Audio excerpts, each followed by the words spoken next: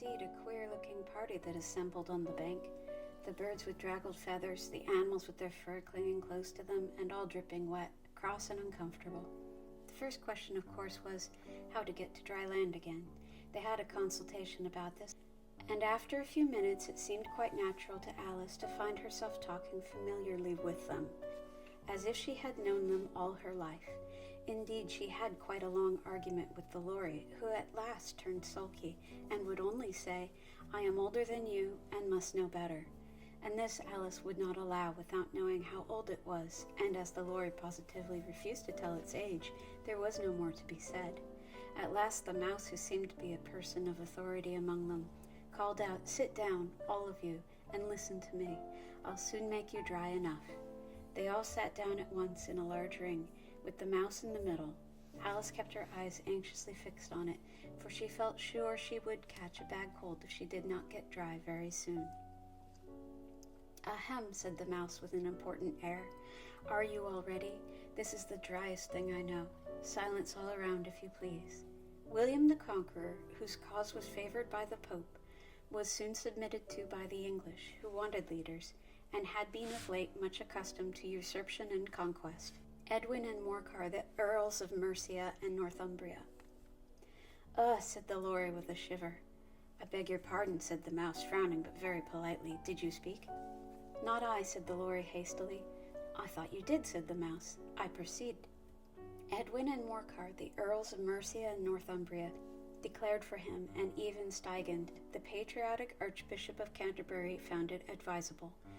"Found what?" said the duck. "Found it," the mouse replied rather crossly. "Of course you know what it means."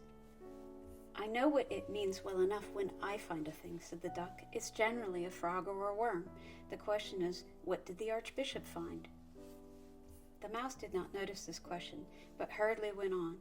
"Found it advisable to go with Edgar Atheling to meet William and offer him the crown.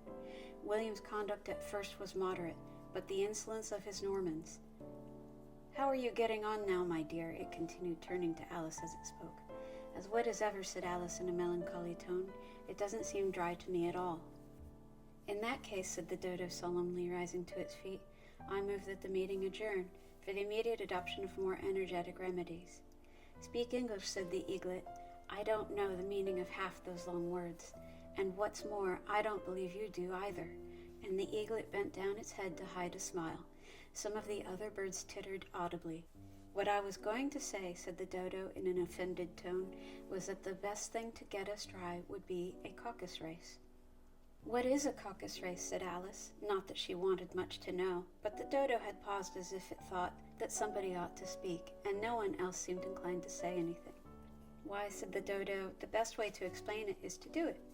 And, as you might like to try the thing yourself some winter day, I will tell you how the dodo managed it. First it marked out a race course in a sort of circle. The exact shape doesn't matter, it said. And then all the party were placed along the course here and there. There was no 1, 2, 3, and away, but they began running when they liked, and left off when they liked, so that it was not easy to know when the race was over. However, when they had been running half an hour or so, and were quite dry again, the dodo suddenly called out, 'The race is over,' and they all crowded around it, panting and asking, 'But who has won?'" This question the dodo could not answer without a great deal of thought, and it sat for a long time with one finger pressed upon its forehead, the position in which you usually see Shakespeare in the pictures of him, while the rest waited in silence. At last the dodo said, "Everybody has won, and all must have prizes." "But who is to give the prizes?" quite a chorus of voices asked. "Why, she, of course," said the dodo, pointing to Alice with one finger, and the whole party at once crowded around her, calling out in a confused way, "Prizes, prizes!" Alice had no idea what to do, and in despair she put her hand in her pocket and pulled out a box of comfits. Luckily the salt water had not gotten into it, and handed them around as prizes. There was exactly one apiece all around. "But she must have a prize herself, you know," said the mouse. "Of course," the dodo replied very gravely. "What else have you got in your pocket?" he went on, turning to Alice. "Only a thimble," said Alice sadly. "Hand it over here," said the dodo. Then they all crowded around her once more, while the dodo solemnly presented the thimble, saying, "We beg your acceptance of this elegant thimble," and when it had finished this short speech, they all cheered. Alice thought the whole thing very absurd, But they all looked so grave that she did not dare to laugh, and as she could not think of anything to say, she simply bowed and took the thimble, looking as solemn as she could. The next thing was to eat the comfits. This caused some noise and confusion, as the large birds complained that they could not taste theirs, and the small ones choked and had to be patted on the back. However, it was over at last, and they sat down again in a ring and begged the mouse to tell them some more. "You promised to tell me your history, you know," said Alice, "and why it is you hate C and D," she added in a whisper, half afraid that it would be offended again.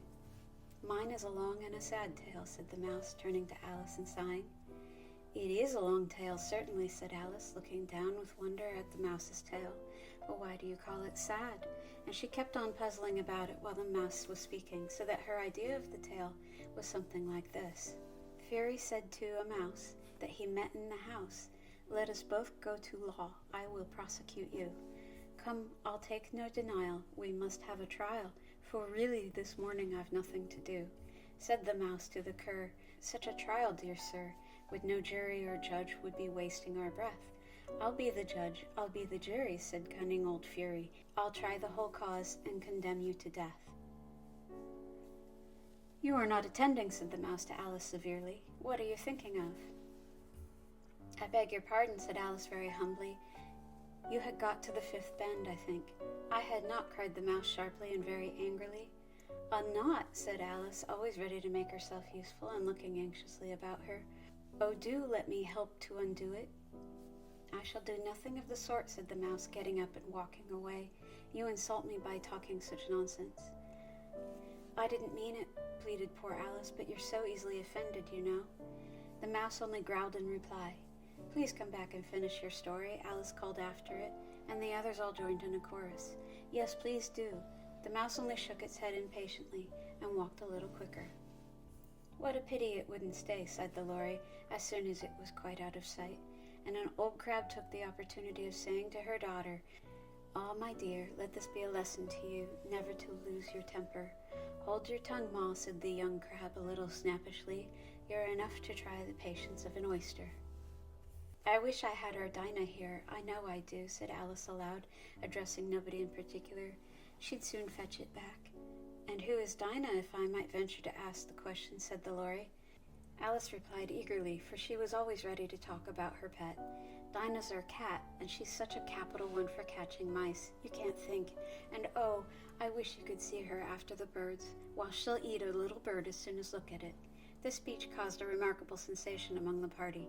Some of the birds hurried off at once.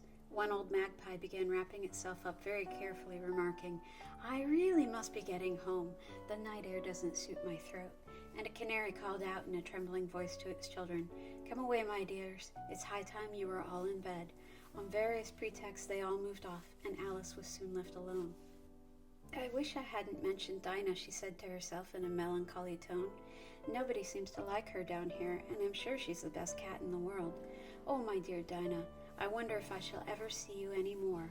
And here poor Alice began to cry again, for she felt very lonely and low-spirited.